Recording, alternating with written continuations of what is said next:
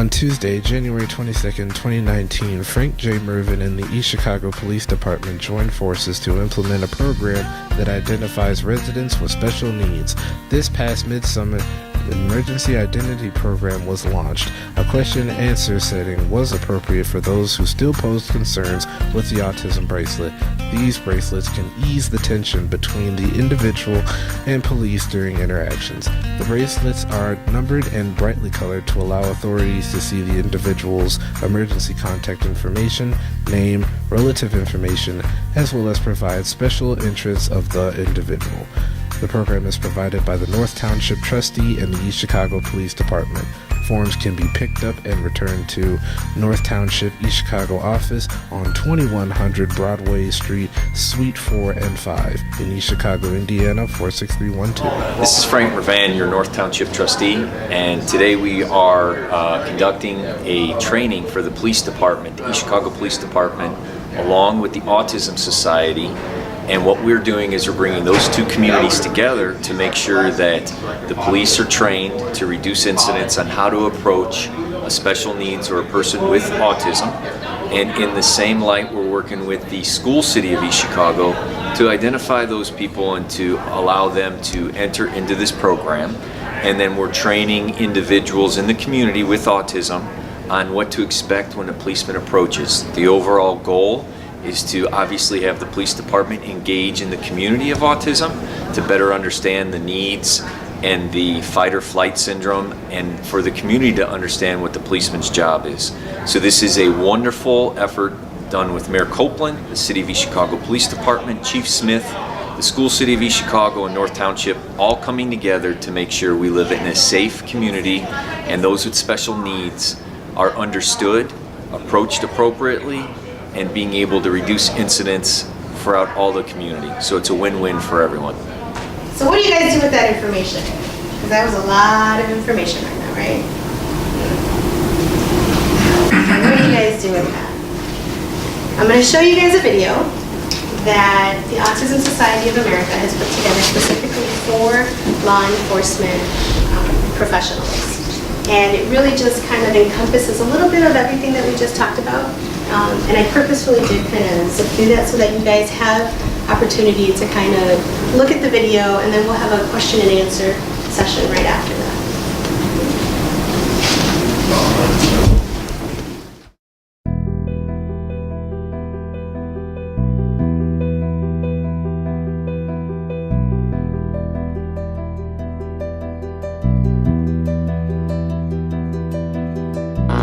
So many questions remain behind the shooting death of 6-year-old Jeremy Martin. The man had autism and ran away just prior to today's shooting. But this time, police claim he lunged at them with this steak knife, cutting one of the officers, and they shot him. We have all seen the headlines across the country involving law enforcement and interactions with members of the public. Law enforcement is a dangerous job in the times we live in today. Some encounters with police have become deadly. In the Chicago area, a 15-year-old teen with autism was recently shot and killed by police. First responders may also face tragic accidental drownings because children with autism are attracted to water and have no sense of danger. Drowning fatalities following wandering incidents remain a leading cause of death among those with autism spectrum disorders, or ASD. This video is to give law enforcement and first responders a basic overview and a proper protocol to identify the signs when encountering a person with autism so that a deadly incident does not occur, and officers and emergency personnel have the tips and tools they need to de-escalate an interaction. And you'll see him, his facial structure will completely change. He'll get this look on his face and he'll start to do animal claws, and then he'll threaten to kill them. I'm going to kill you. I'm going to blow this school up. Can you imagine the reaction if the wrong person heard him say that? While law enforcement and first responders undergo a substantial amount of crisis intervention training and interacting with mentally ill individuals, autism is not classified as a mental illness, and further training is necessary to increase awareness of this condition. According to a national study by the FBI in 2001, people with intellectual and developmental disabilities are 7 times more likely to come into contact with law enforcement than those without a disability. This video is to help law enforcement and first responders better understand individuals who are impacted with autism. My name is Charles Chester. I'm a law enforcement officer. Been in law enforcement in some capacity for well over 20 years. I've worked patrol, investigations, training, and with that training, I thought about this video because I have a son who has autism. He's 16 years old, and one of my biggest fears is that he's going to come in contact with law enforcement and they won't understand what they're dealing with. So what I'd like to do is create a video to put the awareness out there to first responders and police officers to recognize the symptoms of autism and learn about ways to mitigate any potential volatile situations. 49% of children with autism wander from a safe environment. Wandering is one of the #1 issues emergency responders will face. Oh, you got some ants on there, huh? Yeah. Do you know where your parents are? Yeah. Okay. See if we can see them anywhere. Well, my name's Dan with the fire department. We're here trying to help you. Do you know where your parents are if we go try to find them? Hey guys. Are you okay? Hey. What's going on? We found them wandering, Yeah? and we're just trying to get some information. Okay. Pretty much How about what's your name? Do you have any ID on you? Any type of information or a cell phone? The paramedics and fire department in Williamson County, Texas, and the Autism Society of Central Texas worked with us on several emergency scenarios with local teens with autism. How about what's your name? Children with autism typically have difficulty with verbal and nonverbal communication, and in many cases may not be able to respond to their name being called or understand your instructions. Hey, my name's Kevin. Can I shake your hand? How you doing? What's your name? Can you tell me your name? Yeah? Are you hurting anywhere? No? You want to go sit in our ambulance and let's talk? Can we talk with you for a little bit? The first responders are showing how to best interact with this teen who has autism by explaining and showing him what they will do to take his blood pressure so he won't be afraid and have a meltdown trigger. See what it's doing? It's just squeezing my arm, okay? Can I do that to your arm? Is it okay if I do that to your arm, bud? Can we take your jacket off to try to do it on your arm? No? You want to keep your jacket on? Okay. There you go. Autism is prevalent. Statistics show 1 in 68 births will be an autistic child, and boys have 4 times more of a risk of being born with autism than girls. So the chances of a law enforcement officer or a first responder coming in contact with a person with autism, possibly a young adult male, is very high, and if approached the wrong way, could lead to a deadly or dangerous outcome. It's a huge problem. It's a huge learning curve. I think it's a huge learning curve for everybody because not everyone understands what autism is, or ASD. And so I think it's just getting the right education and being open to answering questions, asking the right questions, knowing certain things like touching. An individual with autism might absolutely hate touch. And so, not meaning to, you can set someone off just by touching their shoulder, and they can start screaming, biting. Because when you see someone with autism and you meet another one the next day, they could be completely different from each other. There is a saying that says if you've met one person with autism, you've met only one person with autism, just because they look so different across the board. No two are alike. So autism, there's 3 core symptoms. So there are deficits in communication, in social understanding and in their interests. They tend to have very narrow, restricted interests or repetitive behavior patterns. So individuals affected with autism will have a hard time communicating and also reading other people's nonverbal cues. Police officers are trained to roll up on the scene and make immediate eye contact with the person being pulled over. If they look suspicious or don't look you in the eye, training tells you this person has something to hide or may be on drugs. But that can also be a key sign that this person may have autism. We're seeing this where first responders maybe jump to conclusions or make assumptions about the person's character because of the lack of eye contact, because of the poor or limited communication skills.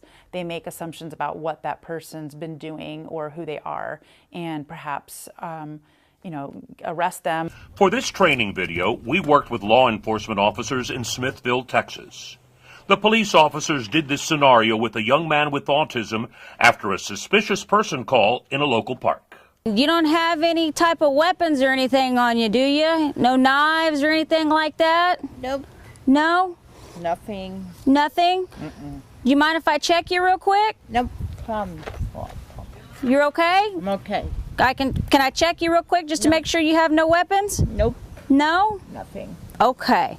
You have an ID? Nope. No ID? Mm-mm. Okay. What's your name? Ian. While there is not one physical characteristic or a single trait that distinguishes autism, even with the best of intentions, spotting and properly dealing with the signs of mental illness and disability are special challenges for first responders. Individuals with autism don't always react to things like eye contact, commands, sounds, and changes in their environments the way most people do.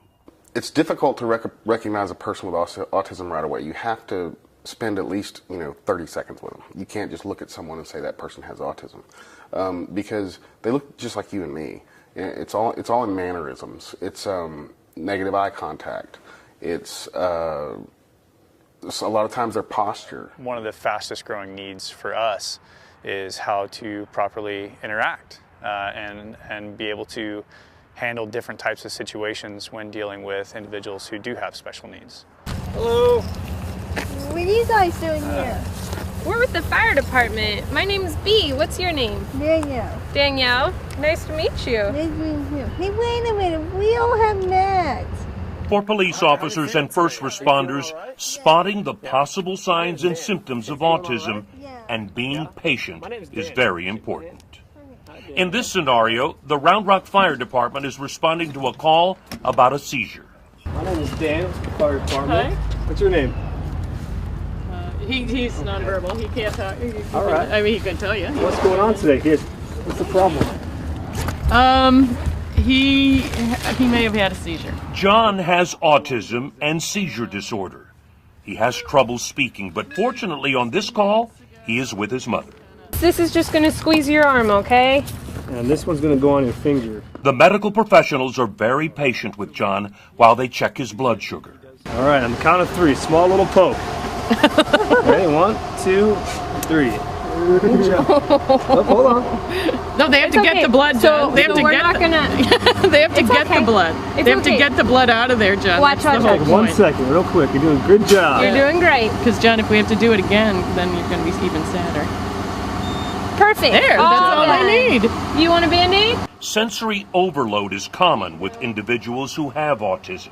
Lights and sirens would be a big deal, particularly in the evening where lights are bright and they're reflecting off of everything. To them, that's like being on a battlefield. Hey, John, so these are seat belts, right? You put on a seatbelt in the car. Once they get John into the ambulance, they very carefully explain to him what they're going to do next to check his vital signs. Can I check your pulse?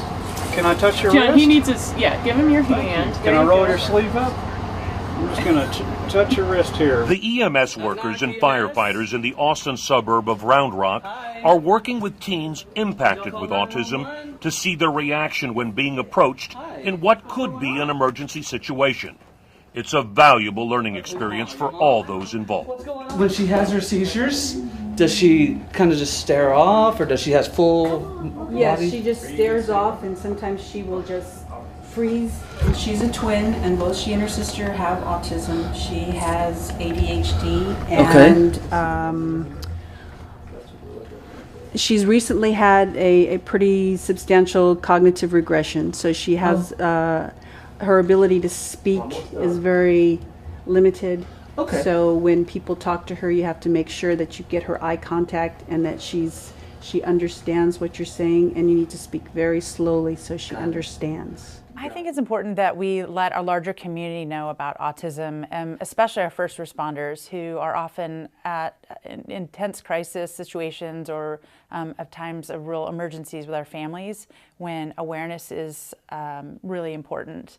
If kids or young adults are anxious or having an outburst or something's happening and they're not aware of autism, it could present in a very different way. Aggression is common during rescues, even if police or firefighters are trying to save their lives. Treat each case as critical. Children with autism have an impaired sense of danger and face immediate risk. Trying to restrain an individual with autism that is already not understanding what's going on, and that's apparent in their aggressive behavior. So they're in a fight or flight mode is only going to trigger a more severe outburst or a more severe behavior. And it's very common for them to start engaging in head banging, biting, spitting, throwing. And so you really want to look for signs that they already feel threatened. So situations that I go through with Josh, struggles, getting off the bus, getting in the car, taking his medication, which we don't give him a lot, but there's some that we have to give him. Getting in the bathtub, he can become aggressive, not only with me and my wife, but with himself. Head banging, hitting himself in the head, slamming his head against the wall, those sorts of things. So that's part of the catalyst for this video is, 10 years ago, if I was working the street and I saw someone doing that, the first thing I'd probably think of is some sort of narcotics. And then I would immediately think, that's a threat to me. Kathy Whittington's son Matthew was diagnosed with autism in kindergarten. I was lucky enough to have a teacher that was willing to film him. Part of that was a motivator for him because he knew he was being filmed and Mom was going to see it. They had a room basically where they had some sensory items and the kids had the option of just, okay, I need a timeout. They could take him in there. They wouldn't disrupt the other students. So Matthew's in this room sitting on the floor, and he proceeds to start yelling and screaming, that, making threats, and then he's banging his head with his fist. And he's doing it pretty hard because I've never really seen him do a lot of self-oriented violence, but my understanding is that he does bite himself at school. And then he was hitting himself in the head, and when he does that, he hits himself in the head, and then he falls backwards to the floor. And he says, ouch, and he falls backwards to the floor. So he was acting out, but he was using SpongeBob in order to do it. So it comes off comical, but it really isn't comical in the sense that this is him in the middle of a full-on meltdown. Now Matthew is a freshman in high school. Part of their anxiety is the fact that they are afraid of anything that's new and unfamiliar. That's why they're so rigid and they want their routines and their schedules. It's because they're afraid of what they don't know or what they're not prepared for. Matthew's stepfather, Corporal Dan Whittington, has been a law enforcement officer for nearly 30 years. If you can expose the police department to them, expose them to the police department, get them comfortable around police, they may still have some behaviors, but maybe not as severe. They may see the police officer not as a threat. People with autism are very rigid a lot of times. They don't like anything that's a surprise. But if they learn to know that there's a police officer, he wears a uniform and a gun, and he's showing up, and he's there for a reason, then maybe it's kind of a two-way street. There's communication between both parties at that point. Whether it's language or whether it's with your actions, you really want to take one step at a time, and you want to be slow about your approach. So it gives them time to process the situation because they're not processing your words very easily. They're much more concrete thinkers, very literal, and language often, particularly the English language, can be confusing because there are so many idioms. If they say, do you waive your rights? And they're waiving their right, literally waiving their right. And so for my son or for anyone, there's that lack of communication, the literal communication, and that heightened anxiety when someone touches you, perhaps. This acronym is helpful in training first responders. A. Approach the person in a quiet, non-threatening manner. U. Understand that touching a person with autism may cause a fight or flight reaction.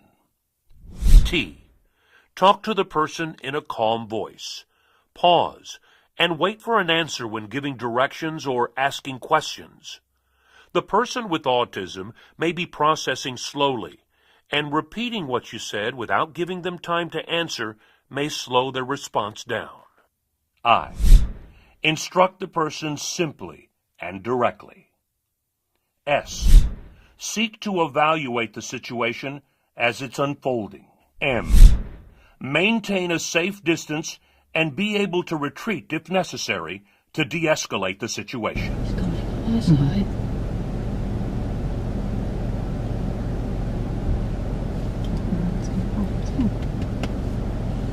Law enforcement officers should be predictable and give the person with autism a chance to process who they are, what they want, and why they are there. In this scenario, the police officer approaches the passenger side of the car, and the boy has ASD. Planning, not doing anything unexpected. Tell them what you're going to do. Look, I need to check you to make sure you don't have any weapons, you don't have any guns, knives, and you can even ask them, and then tell them, I'm going to touch your legs, I'm going to touch your waist, and as I'm doing this, I'll tell you what I'm doing.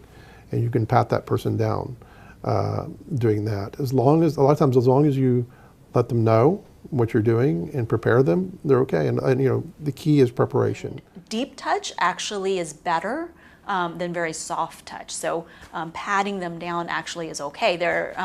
In fact, one of the things we tell parents to do in a child with autism is give them a deep hug, because that provides much more, that squeeze effect allows their central nervous system to calm down and allows them to kind of de-escalate a little bit. Some people with intellectual and developmental disabilities are known as bolters or runners. They're captivated by small distractions and are prone to take off without warning. They are also attracted to running toward water, traffic, or one of their favorite places. Unpredictable sounds like sirens, fireworks, dogs barking, those are all things that can trigger a child to want to escape, run off, get into the corners, self-stem, be aggressive. I've seen kids that have to be locked up at night in order to keep them safe. Most houses I go into have several locks and chains on the doors to keep them in because they run.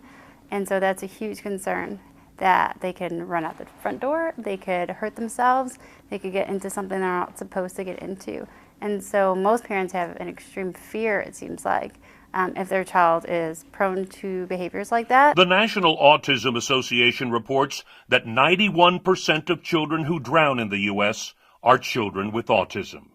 If they are missing, check waterways first. So with the runner, right, we obviously would go back to the last known point of visual contact, but even while we are approaching the scene, hopefully we get some kind of, are they in pajamas? Are they don't have a shirt on? Is it 3 a.m.? Well, we can start narrowing down those people, right, as we're coming into the scene. But the autism community and those individuals tend to be heavily drawn towards water. And so one of the big things that we want to make sure we cover is any backyard pools, jacuzzis, creeks, if there's a neighborhood lake, anything like that. We also want to make sure that those people that start searching that area are very aware of those waters. A fire emergency could be another unique challenge for individuals with autism who may retreat deeper into the burning home to avoid the noise of the smoke detector. Some run from firefighters trying to save them or refuse to leave the home because their senses are overloaded. The chaotic events of a fire can cause the child with autism to run back into the burning home to seek comfort in a safe place like their bedroom, under the bed, or a closet, even if it will jeopardize their life. It's probably going to be a high heat, high smoke, very stressful environment. Our biggest priority is to just locate the people and get them out as soon as possible. We deal with this with also not only people with autism, but also young children. Will be sometimes scared of firefighters. We're wearing a lot of equipment. You can't see our face. We're breathing air. It's a scary addition to an already scary situation. So I'd usually just kind of follow my main protocol, which is locate the victims as quickly as possible and grab them and get them out. There is no known single cause of autism, and it is the fastest growing developmental disability. But studies show that early diagnosis and intervention can lead to significantly improved outcomes.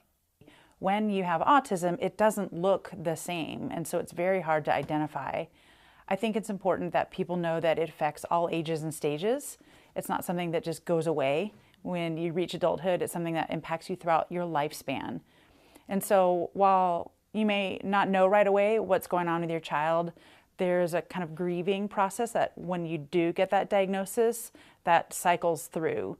So, things like major milestones like driving or going to university or getting married, there are no guarantees for any of us, but certainly no guarantees with our families. Well, my son's name is Nolan, and he's going to be 11 years old this month, and he was diagnosed with autism. I think he was about a little over 2 years of age. So he's made great strides over the last 9 years that we've been dealing with this. It's taken a lot of work. It's taken a lot of therapy, and it's definitely definitely an ongoing process. But I'm extremely proud of him, and I love him to death. It's a constant battleground. I mean, and it's not just once in a while. It's not he had a bad day today. It's every day. It's every 5 minutes. It's not an hour by hour battle. It's not a day by day battle. It's a minute by minute battle. So the Autism Society is here to provide information, referrals, and support, education, advocacy, and recreational opportunities. And so this is a big part of what we've been trying to do is help educate both the autism community about first responders and letting first responders know about autism. So this is really important for our families because it's kind of a mutually beneficial opportunity. We're learning about what their needs are and what first responders might be looking for.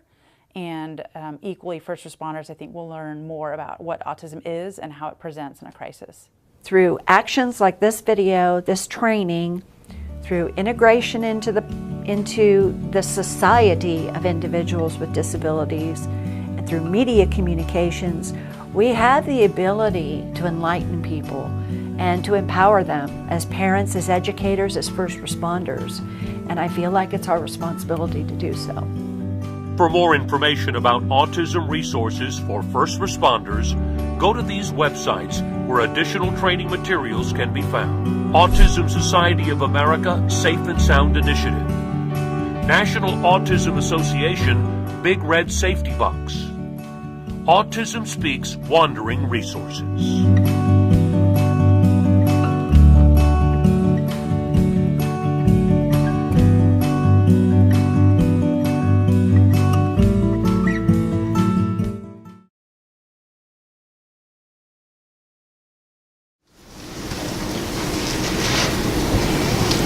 That one thing? Yes. Why is it not considered a mental illness? Because in some particular cases, it's more of a learning disability. They just learn to see the world differently. So it's not considered a mental health disability. Did you guys learn anything new that you hadn't known before you came in? One thing. Your attraction to water. Attraction to water, yeah, that's a good one. That is a good one. In Indianapolis, that's where our central office is. They have a huge initiative specifically for water training. not just for law enforcement and first responders, but for parents and community members who have interactions with those on the spectrum. Anything else? Why is that boys are more likely to have it than girls? I don't know. I wish I could tell you the answer to that. And it looks so different in boys than it does in girls. It's just like there's no one reason or one determining factor to identify autism. You can't explain it. Some say genetics. What's your percentage reference to actual criminal violence that some might take up, not knowing that they're doing what they're doing? Why does it? I can't break it down by tax that county. type of the part of the brain for violence? I think in defense, when someone gets into defense mode in general, the fight or flight instinct, natural instinct kind of kicks in. And when someone is in defense mode, a different part of their brain is functioning. The logical, the executive functioning component of the brain isn't calling the shots. And when someone is in a meltdown type of situation, what's important is for them to get out of that situation. Because the ones I've usually seen are somewhat the ones who were in the video. But I think there's only one that was really violent. I'm not sure if does he pick it up from his home environment and thinks that's normal? Or? No, I use my son as an example. We've had to call law enforcement twice in his lifespan. He's 20 now. And for him, we don't curse in our household for the same reason, because he's a product of his environment, is what we tell everyone. That if he is in a classroom and the teacher is yelling at another student, then he starts to get aggressive. He starts to get really impatient because he doesn't know how to handle what's going on. And his behavior is manifested, again, in aggressive tendencies. So we don't, it's not because he's brought up in an environment that is physical. It's just more of a reaction to the stimulation that's going on around him and the lack of understanding of how to process that situation. I sit on the Lake County Systems of Care, and we have the juvenile, what's her name? We have a judge that sits on the council, and she has said that in the prison itself, that she, according to the social worker that's there, that they have a lot of people that are on the spectrum inside the prison, that if they would just receive support services outside, that they wouldn't be in the juvenile justice system. So in other words, so they're not getting that love, the support, care at home, resources. Time, yeah, and that's why this training is so important, because we have families who I guess love is really, it's just so much more complicated than a parent being able to provide for any child. But with a child with autism, it really does require a community to help support that family, because you're looking at issues in school, cognitive understanding, you're looking at inability to communicate, to talk, to identify what their own needs are. And so you're looking at training everyone around that child to be able to know how to interact with that child. Or adults, because there's so many situations in which a child their needs go unmet, and then that becomes an adult who has needs that are unmet without connecting to local services. If we look at the statistics, the one that was given in the video was from 2001. The reality is that now we have 1 in 59 children that are diagnosed with autism, and that was as of last year with the Centers of Disease Control. Those individuals and those children are going to become adults. And so how can we as a community help connect them to services so that they don't end up in prison, they don't end up interacting with law enforcement. We have partnerships with schools to be able to make sure that they're being educated appropriately so they start to understand. We connect them with providers so that they get the right type of medical treatment. We connect them with other resources like the township and their amazing bracelet program that they've got coming up that they're going to talk about in a little bit to kind of help, because it really does take more than just the parent. 40% of the caregivers of children who have special needs are diagnosed with PTSD. So that was impactful for me to read. There's a study from the University of Wisconsin. That was just mind-boggling. Autism Speaks calculates that the cost of raising a child on the spectrum throughout the lifetime is $2.3 million. That's pretty accurate. That's pretty accurate. You're looking at speech therapists, you're looking at behavior therapists, you're looking at music therapy, art therapy to help that individual learn how to communicate. You're looking at resources that are used at the school. So that's pretty accurate. And not taking into consideration any sort of accommodations that are needed in the home, if it's a security system to keep them from wandering, if it's a weighted blanket that are so expensive to be able to provide for that comfort and that relief for that individual or the child. Studies suggest that 68% of girls with intellectual disabilities and 30% of boys will be sexually abused before their 18th birthday. That's according to Wikipedia. That is mind-boggling. Lauren's kids in Florida. Yes. The behaviors that we're looking at on your movie, are these children that are medicated, and how is it different? How would their behaviors be different if they were not medicated? The medication tends to soften the intensity level. It doesn't take thoughts away. It doesn't take autism away. But it's there to soften the intensity, to allow for focus. So it really just depends on the type of medication that the person is taking and for what reason. So is it based off of medical insurance to help them? So That's a big funding Medicare, source. And if they don't get it, they're left behind? Unfortunately. At the end of this presentation, we'll have some local resources for you guys to really be conscious of. So when you do come into contact with someone who doesn't have those supports in place, you know where you can help connect those community and so ask the families. Excuse me? Then they're going to say the officer should know better because he's in this class. Well, we do have a therapist here. I have a solution, and so something that we're doing with our company is the clients that we've identified that have those severe and like that engage in the aggressive behavior, whether it's towards themselves or against other people. We have a safety care training called QBS, and we train the therapists that work with them and their family members.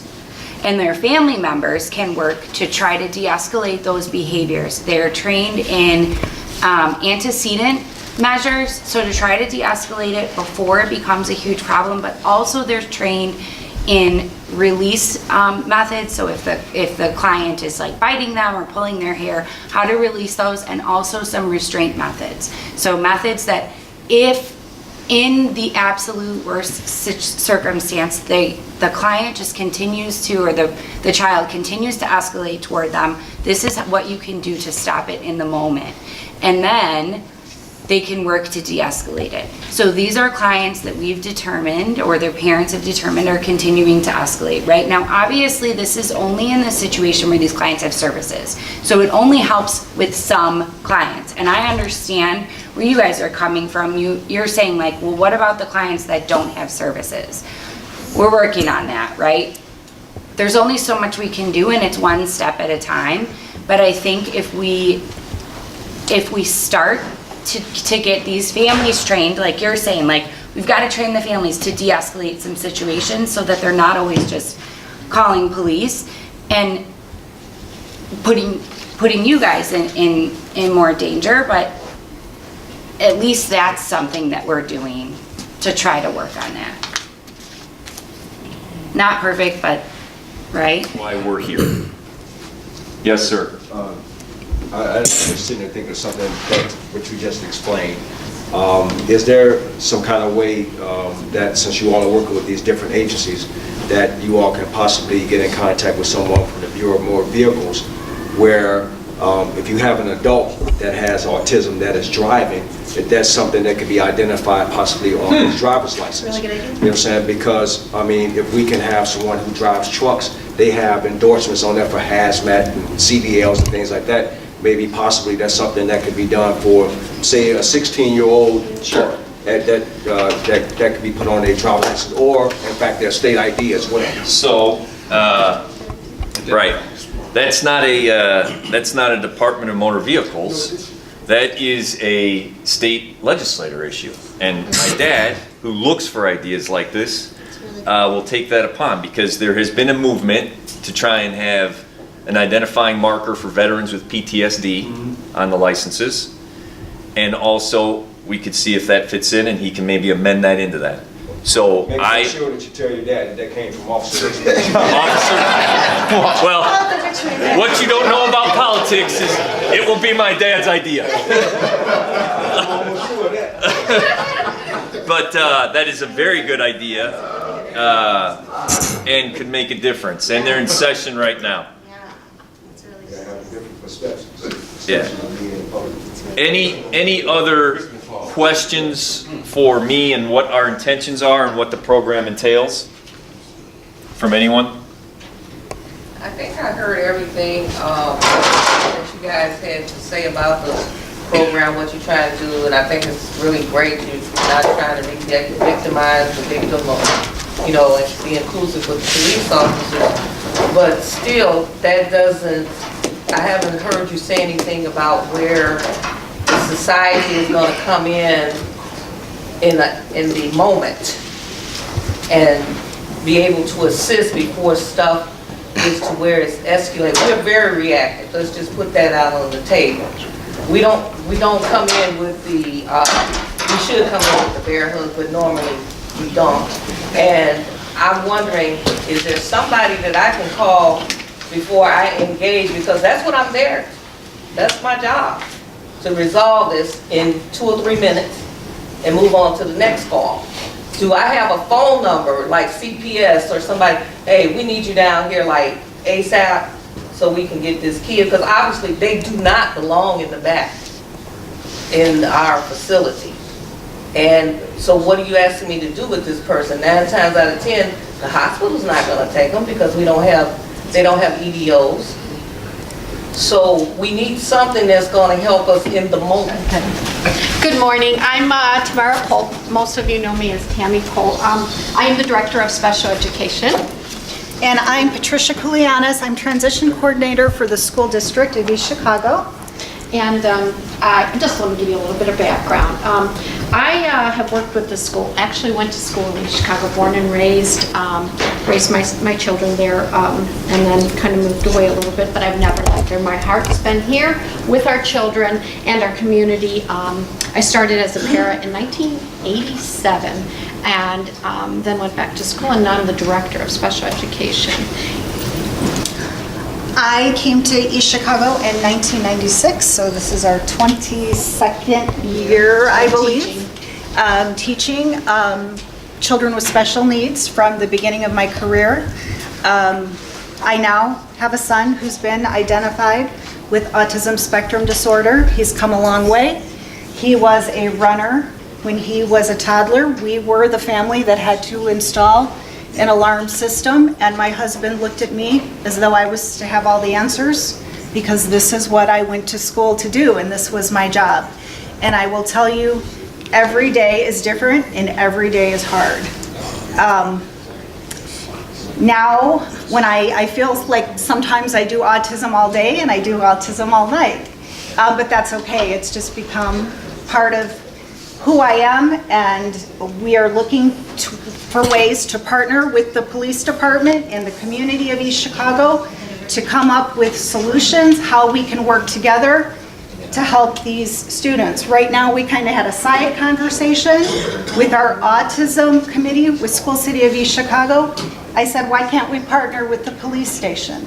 You know, why can't we partner with the policemen? That's why we're all here, to come up with solutions. The thing is, many of the kids in East Chicago, and I have numbers for you, in East Chicago school system, we have 788 students with disabilities that have IEPs. Of those, 80 students from pre-K to 12th grade have autism. We would love to help you and support you. We're here, just like North Township. We want to get the word out to you. We want to make connections with families, with parents, the township, to do what's with the best interest of the students. That's all we're here for, is to help. Exactly. And I too have a son, he's 32, very, very intelligent, an IQ of way past 140 plus. And if you would meet him, you would know nothing, you could never tell. Very engaging, very athletic, very, very successful, very, very smart with no common sense and grades below D. Why? No interest, didn't care. And all he did care about was one specific thing, and that was running. And he was third in the nation for running at 13. Very, very successful, and it was very difficult for me. Like she said, you deal with it every day, but then you go to work and you have to, pretty much come up with ideas. And that is one of the reasons, I will tell you, that we all end up in this field, is because somehow we're connected. And so with that being said, my son has struggles, believe it or not, being as intelligent as he is, he sits at home. Why? Because he struggles with relationships, he struggles with communication, really letting people know how he feels and stuff. He shuts down, that's it, he runs away, and he's done. And a lot of the things that Elaine was saying, they're real. We live with them. But the reason we're here today is because our school system was approached by Mr. Orange and Mr. Mervan about partnering so that we could get the word out about those bracelets. Those bracelets are going to be very, very important because of the fact that when you do come upon a person with autism, and remember this, they're always a person first. A person with diabetes, a person that wears glasses, a person that has autism. They're people first, and that's what they want to be treated like, okay? That's one thing. I have a guest today that I'm going to introduce you to because I want you to see one face of autism. I want you to talk to him, I want you to be able to ask questions. But so the partnership came about because they wanted to reach all of the people in the city with autism, and especially children K through 12th grade. And because of confidentiality, the laws state that we can't share information, just like you probably can't either in some way. So we had to figure a way to partner with them. And so what we did was we came up with a meeting, we reached out to every parent. We called them numerous times, we sent letters. We wanted to reach every parent that had a child with autism. So what we did was we held a meeting, 911, police officers from North Township came in, and we were able to reach, how many, Mr. Mervan, do you remember how many parents we reached that night? That was about maybe 40 or 50, yes. Maybe 60 at the top. They filled the applications out, right? Correct. Okay, and we're still working to partner with the parents.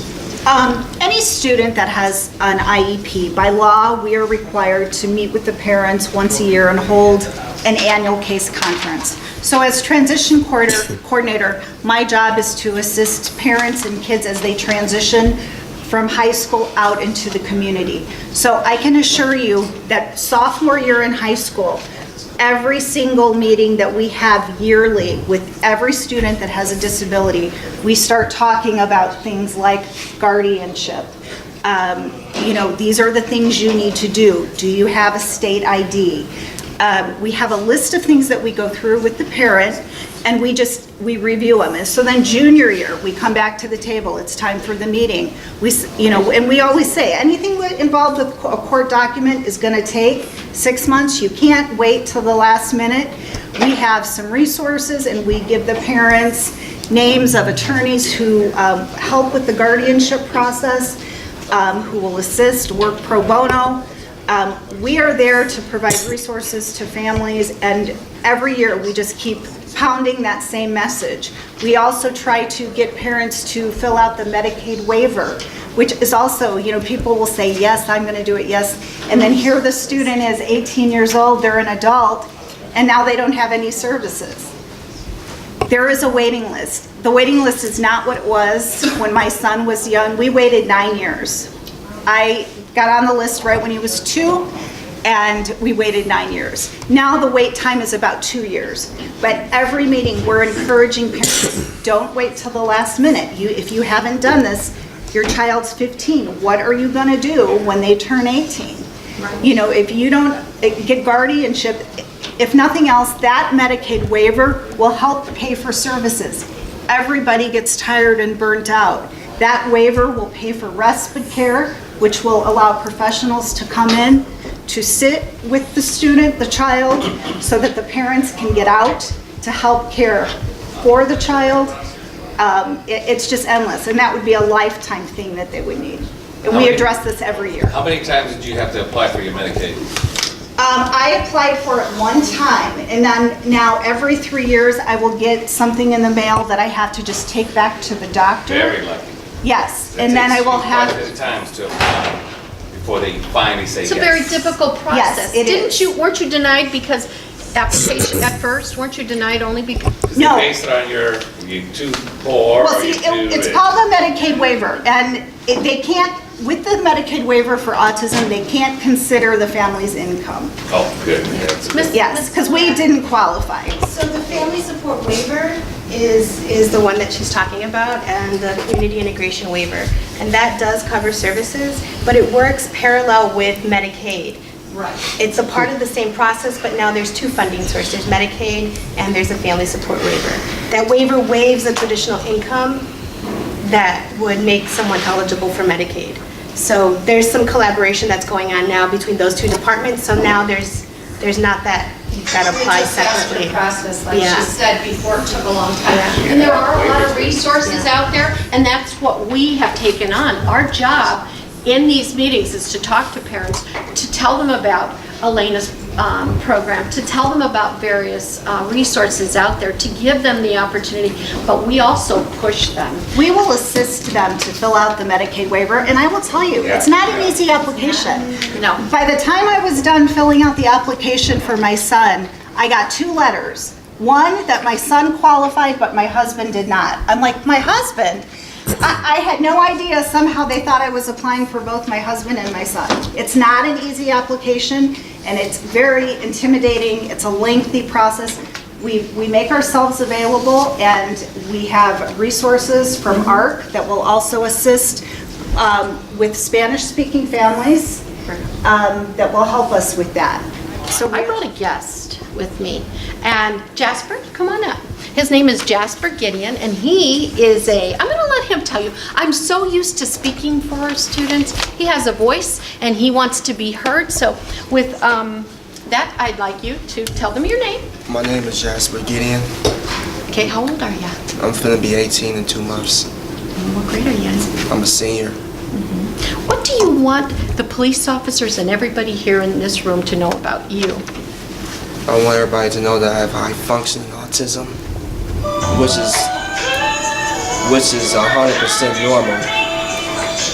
You're normal. You're 100% normal? Is that what you want them to know? What else did you tell me? I want others to treat me like how they treat everybody else, with respect. Okay. What else did you tell them? What would you like them to know? I like boxing and wrestling, and I also like animals. Tell them a little about when you were growing up, and what you experienced, or how you felt, how people treated you. People treated me like I didn't belong in certain stuff, and how I went at things the wrong way. They did. And what do you want to do when you graduate? I actually want to be on TV. You do? Be an actor. Okay. And what else? What else did you tell me? I also want to study that I'll be a boxer or a wrestler. Okay. So, I want to ask you a question. We talked about this. If you get really upset, because you've been angry before, right? Yes. And remember how you would get so angry, you could tear up a room in a second, couldn't you?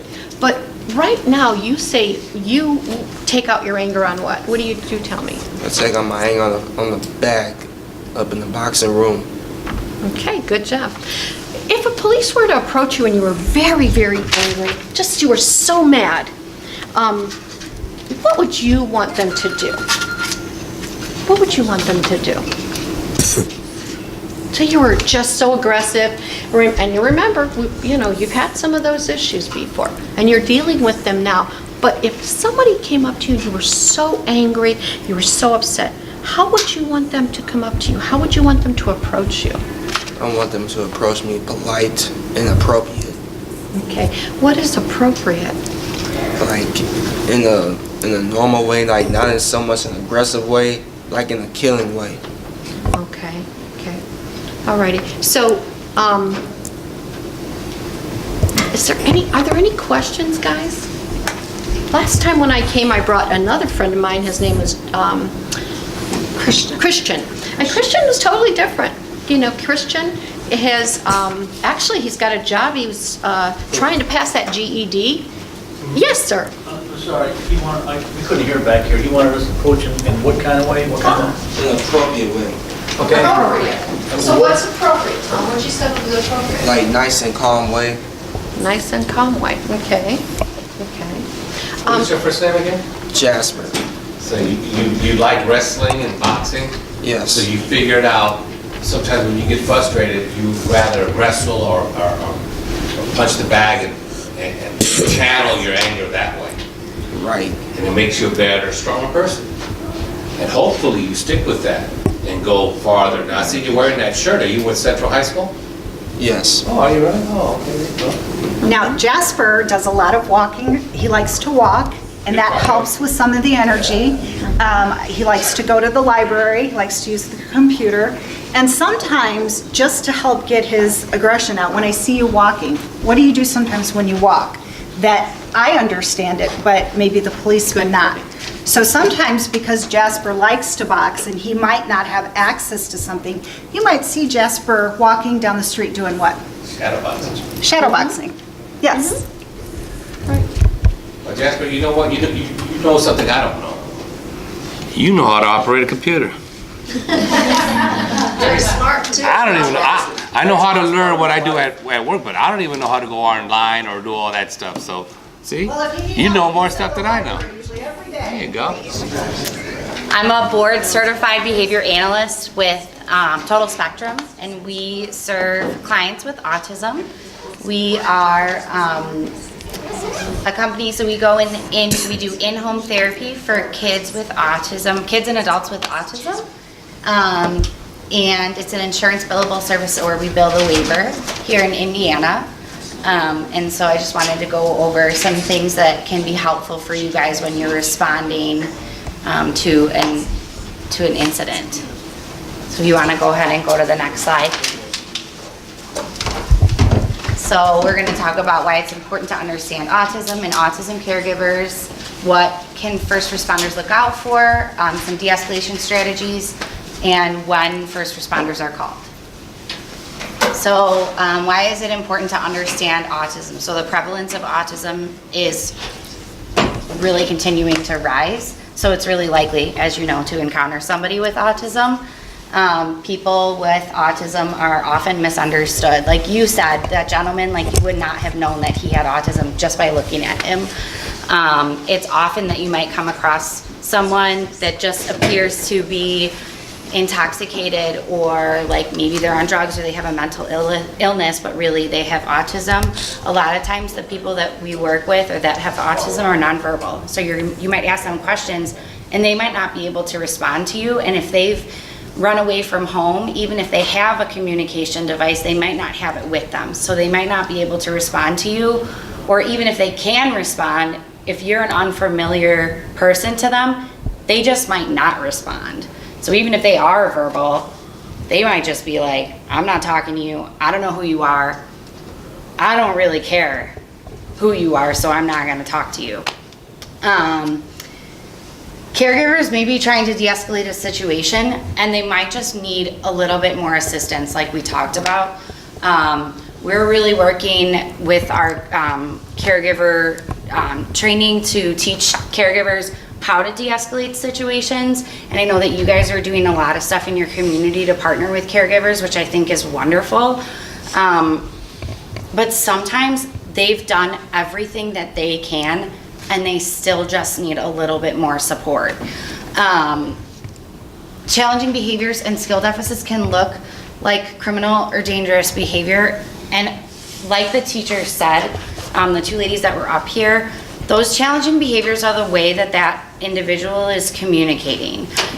They might not have a better or different way to communicate their fear, to communicate that they're angry, or to communicate with someone. And so us at Total Spectrum, one of the things that we do is we work on teaching replacement behaviors, but as we're in the process of that, they still might be using those challenging behaviors, or a person that doesn't have services or has never had services might not have a better way to communicate.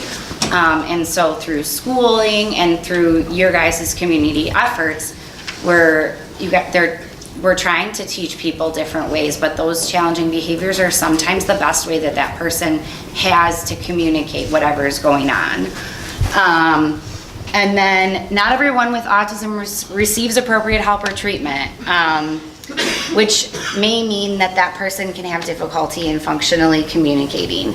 So it doesn't, and it's not that specific person's fault. Just like it's not your guys' job to necessarily to provide the services to them, but through going to those calls and then talking with Rosie and then we can help to provide the services or get those people help. But not every individual with autism is receiving the appropriate help. So you can go to the next slide. So what can you look out for? So there's no major physical characteristics unless they have some sort of comorbid diagnosis. A person with autism looks like anybody. They look like you and I. There isn't anything that I can just say like, look for this or look for that, except for if they have some sort of stimming behavior. They might like flap their hands, they might rock, they might be doing some sort of humming behavior. But there isn't an actual physical characteristic that says, hey, this is autism. This is what autism looks like. For example, like when a person has Down syndrome, they're likely to have a rounded face and their tongue might stick out, their nose, the bridge of their nose is flat, their eyes are further apart. Like that's what the characteristics of Down syndrome look like. With autism, we don't have that. There are behaviors, like I said, so there's stereotypy, hand flapping, wandering, pacing, scripting and aggression, social language deficits, difficulty speaking out loud, avoiding eye contact like we talked about. They might have items with them, so they might have a GPS tracker, a medical ID bracelet, some fidget toys. So they might have something like a fidget spinner or a squishy, or you might see a stretchy like this. You might see a chewy tube in their mouth. A lot of the clients that we work with, they just like to have something to chew on, or they grind their teeth. So we'll give them a chewy tube and that'll help. A lot of times you'll see that with younger clients, but it's still, some of the older clients do still have that. You might see them with an iPad that they'll use to communicate, or a bigger communication device that they'll wear like across their body. However, if they've walked out of the house alone without supervision, they might not have any of those things. And then you might see them walking around without their shoes on.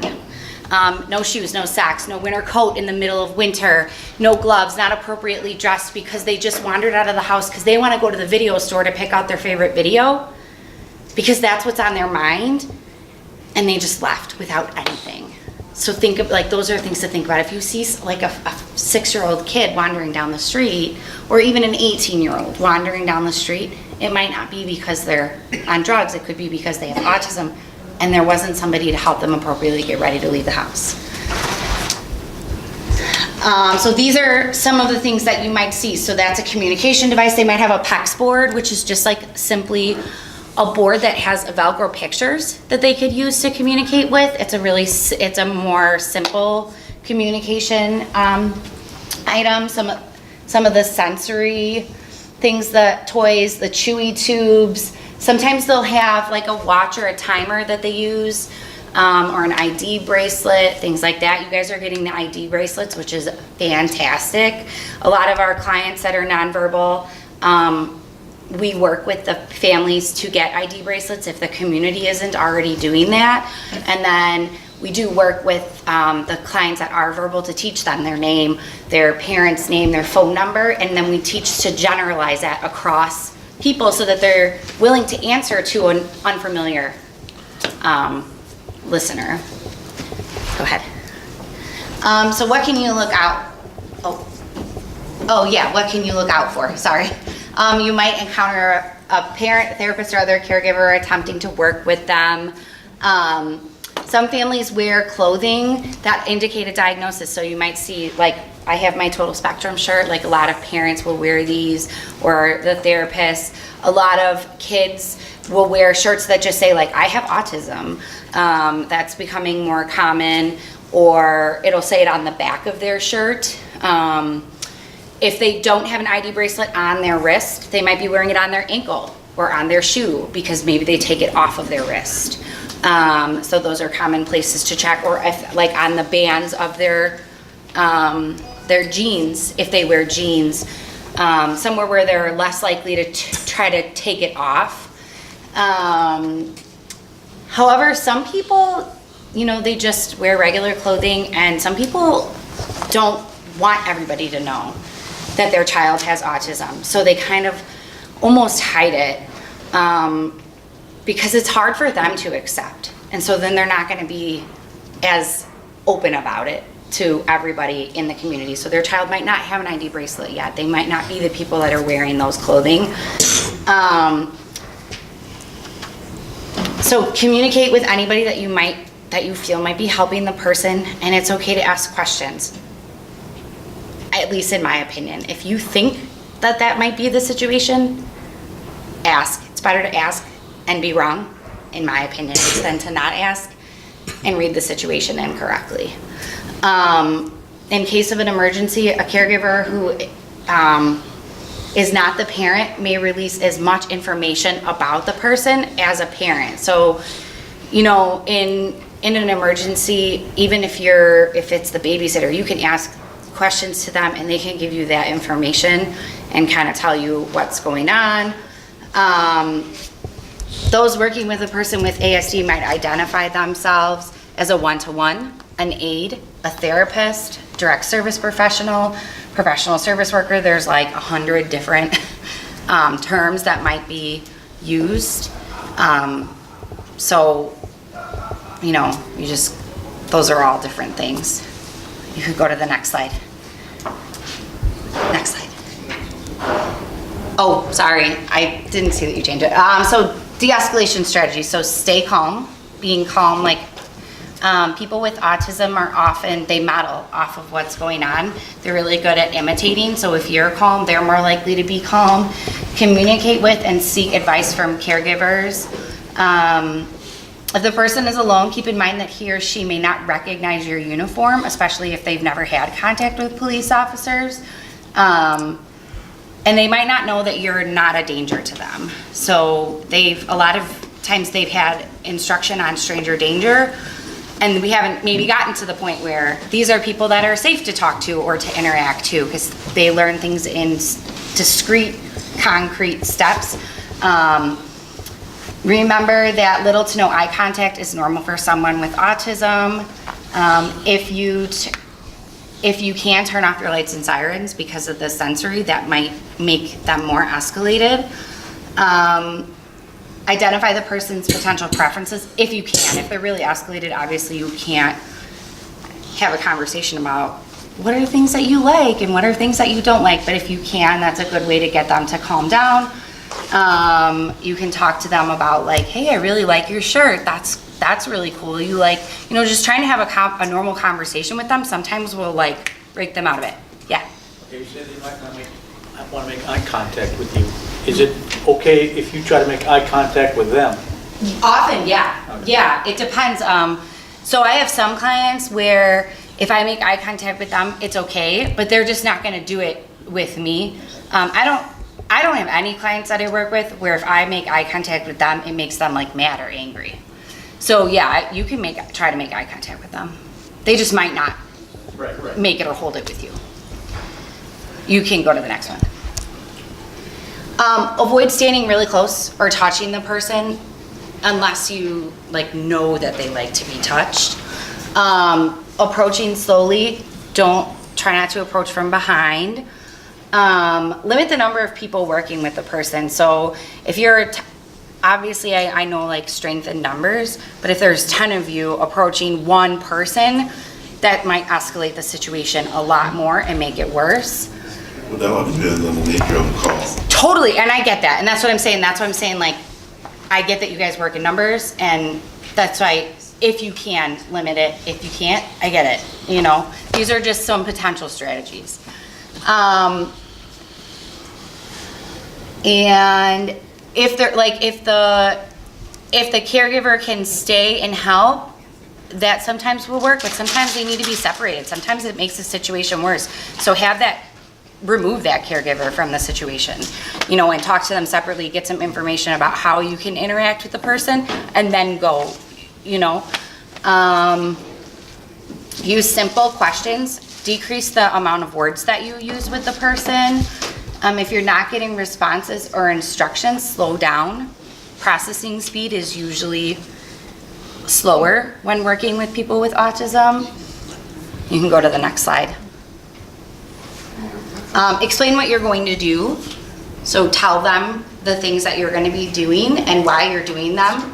If necessary, you can use redirection and tell them what you want them to do, and then give them like some simple prompting to help them do that. So I want you to stand next to the tree, and then maybe help guide them over there.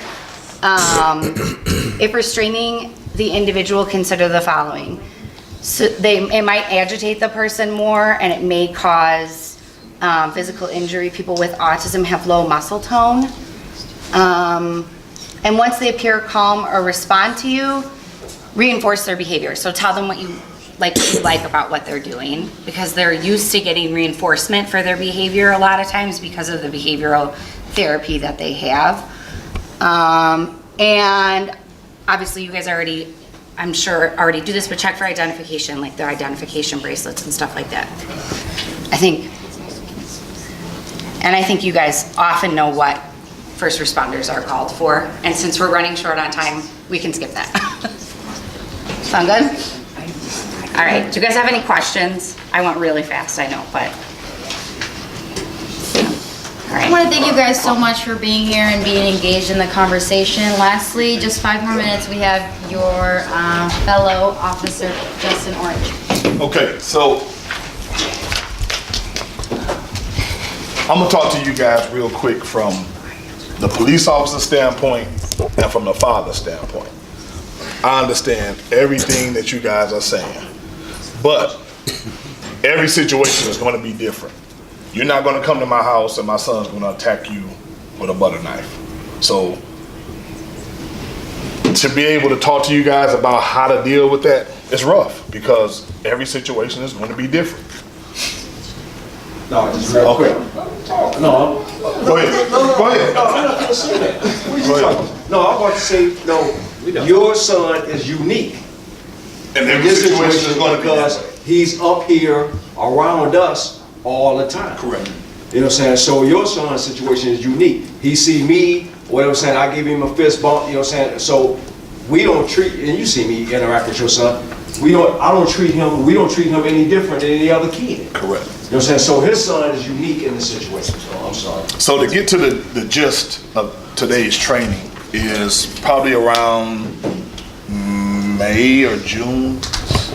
The walkathon? Well, I know the walkathon is in August, but we're going to roll out a program where we have bracelets. We don't actually have the bracelets, but the bracelet will be something similar to this. It's going to be a bright lime green bracelet. On that bracelet, it'll have a number, and then it'll say North Township Trustee's Office. It's embossed in there. So when you come across this kid and this kid has this bracelet on, the first thing you're going to do is say, okay, you know what? That's one of our bracelets. You're going to try to approach the kid. You're going to look. There'll be a number on that bracelet. So it'll be number 15. You'll call dispatch, or you'll let dispatch know, hey, I'm dealing with a kid with one of our bracelets. He has number 15. Number 15 will coincide with every piece of information that's on this paper. And you guys all have that in your folders. And you can look at it. So it'll have name, date of birth, guardian's name, what special needs the kids have. So like my son is in love with SpongeBob. So my son is probably going to have a SpongeBob pen, a character. He's going to have something in his pocket, SpongeBob. So if you know that and dispatch tells you that, okay, I can identify with this kid by de-escalating him with SpongeBob. So of course, all of us going to have our phones. I'm going to pull out a video with SpongeBob to try to get him to calm down. But you have to be able to recognize it first. Because of course, our nature is to pounce. That's us. You're dealing with a kid with, he's having anger issues, we're going to pounce first and ask questions later. We know that. But if I could go look and say, you know what, that kid got one of our bracelets on, I'm going to take a step back, try to identify the kid, try to get in contact with the next of kin, and then see what I can do to help that kid calm down or get somebody here that can help him calm down. So with the help of Mr. Mervan, the chief, the deputy chief, they're allowing this program to happen. Every kid that joins this program is going to be in the database for E911. So if you're sitting up, if one of our dispatchers is sitting at the 911 console, she'll have a list, and I can say, central number 15, and they'll tell you, okay, this kid wandered away. He lives at 3909 First Street. So now I can go have somebody go to 3909 so we can get somebody here to help me with this kid. So that's kind of the purpose that we are having the training. Yeah, the bracelet's not going to stop every situation or turn every situation around, but at least we're aware of the type of person we're dealing with. So it'll probably have to be more training down the line, yes. But this is just one way to kind of break the barrier to know what kind of people we're dealing with. So, go ahead. No, I just had a question. Go ahead. In the computer system that we have right now, we have access to create a jacket. Yes. You know what I'm saying, for people, you know what I'm saying, whether they're adults or children. So is that a way that we could possibly organize and get something together one day where we have people to come up here and we can do exactly that, create Actually, that? we're doing that right now. So the only bad thing about that, you can't search a number in spelling. Right. Like, they're gonna have number 15, there's nowhere in spelling where you can say, let me look up number 15. That's why we're gonna go by paper in the dispatch. So we already have a master list created just for East Chicago. We have one for children and then we have one for adults. We're gonna make copies of those and make sure that the dispatch has one. So as we're rolling out this new program, we're reaching out to the different cities because we know you guys engage with kids from Whiting, kids from Hammond, kids from Gary, all over the town, all over the Lake County area. So each dispatch is going to have their master list with their city and kids. Each city and town is going to have a different colored bracelet. So while East Chicago is lime green, Hammond's going to be bright red or purple or different colors, so they're identified easier. And there's not going to be a mix-up of, well, this says number 15, but it's not on the list. We're making sure that all the intricate details are figured out so it's as easy and accessible for the police officers as well as for the families. I mean, so pretty much, I mean, that's it in a nutshell. So you'll kind of see in the next couple months us telling you guys that, you need to start looking out for these bracelets because these 40 or 50 kids are having. Deputy Rosario had said you guys do a day with the youth in the summer. So possibly that could be one of the reunions that we get together at, and we distribute the bands for the kids in East Chicago who are pertaining to this program. We're all about the partnership and getting together so that we can make this work. Working in social work is hard because you work with a lot of vulnerabilities, and I think that's why this issue is so important to have the school system, to have law enforcement, to have social work, to have government entities involved so that we can really tackle this issue. together. Frank, do you have any? Mr. Mervan, anything? Yeah, I thought this was a good meeting. You guys had an opportunity to share what your real life street experience is like. And I think the community of autism was able to understand that, and then vice versa. I think you hit, one of the telling points was, did anyone notice the young man, his name was it Justin? Jasper. As soon as he got that stress ball, did you see how that occupied his time? You guys are all body language guys. So one important thing that came out of this meeting is that the school city is going to put those stress boxes together and equip the cars so that when you're approaching a situation, literally a stress ball for $1.99 may eliminate some of that. Not all of it, but some of it. And then the other thing is, know that you have a partner in this, that we're trying to find solutions that eliminates incidents and risks and protects or engages in the autism community. And so never have I said that we're trying to solve every issue under the sun, but we're trying to give you extra resources you didn't have before and make it a little bit safer for you and for parents and families with autism. And so it's just a collaborative partnership, and any suggestions you have for us, we'll try and make a difference. And so there will be training. We will be entering the data as we accumulate all the names with 911 in Lake County.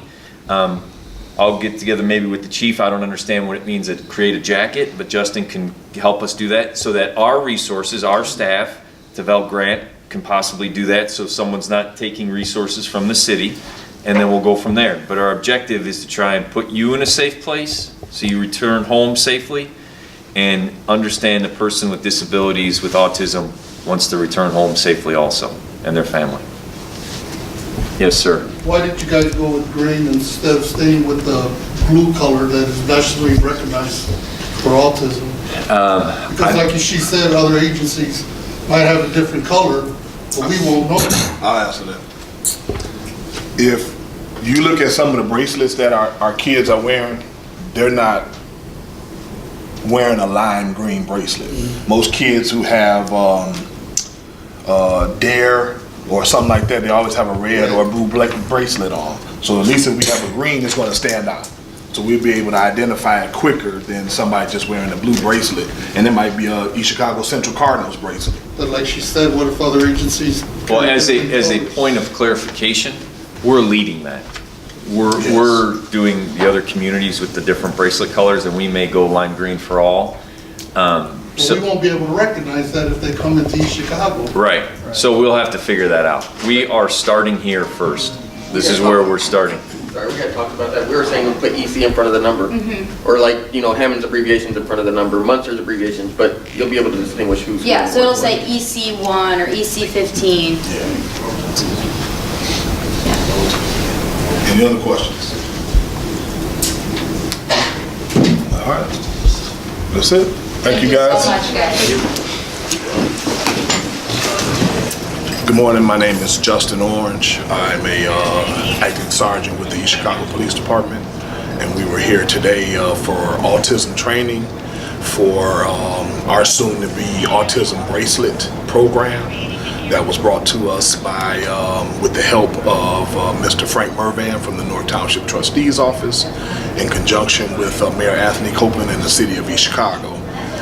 This program will help families who have autistic kids identify and label their kids in order to bridge the gap between police and try to de-escalate situations where police come in contact with kids with autism, and we make sure that they have a safe encounter with them. This program will probably be rolling out around June or July of this year, and families are free to contact either the East Chicago Police Department, the North Township Trustee's Office, and also the School City of East Chicago Special Education Department to enroll in this program. Hello, my name is Chief Frank Smith here at the Chicago Police Department. I just finished a class on autism with some training which is being allowed throughout our department. We're taking this training and the first step in order to educate our officers into what's going on in the world of an individual with autism. We're very happy to be on the cutting edge of this training. There's some additional training that's going to go along with this. But more importantly, I think that our officers will be better trained to handle individuals with autism within our community. We want to do a better job all the way around. We want to help individuals. We don't want to rush in. We want to take our time with this issue. And everything went well today, and it's all positive.